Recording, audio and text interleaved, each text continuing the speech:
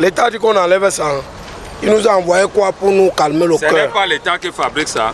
Et quand nous regardons, si on voit Fermancam, ce n'est pas fermenté par le Cameroun. Pas le Cameroun. Le whisky en sachet est-il un danger pour la santé publique ou la seule boisson encore accessible à toutes les bourses? Le débat s'invite dans l'espace public depuis que plusieurs organisations de la société civile ont réclamé son éradication. Une proposition qui suscite des réactions contrastées. Dans les rues, de nombreux consommateurs rejettent cette éventualité. De un, le sachet ne tue personne. C'est l'excès de consommation des sachets qui tue. Je ne peux pas me dire que vous buvez le whisky de 1 million de francs la bouteille. C'est votre niveau là-bas. Puisque vous avez les salaires de 5 millions, 7 millions. Mais l'autre qui ne peut pas avoir ce whisky-là, il va aussi se mettre à l'aise.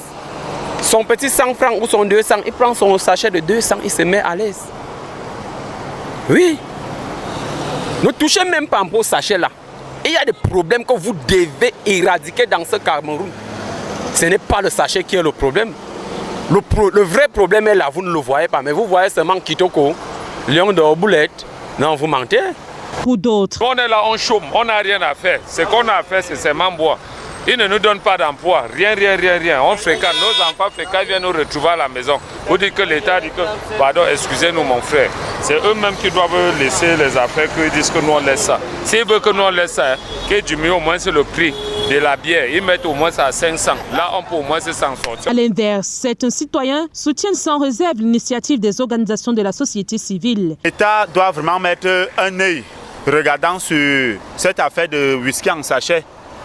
Si moi j'avais quelque chose à dire, c'était qu'il fallait automatiquement éradiquer ce produit du marché parce que c'est plus que du poison.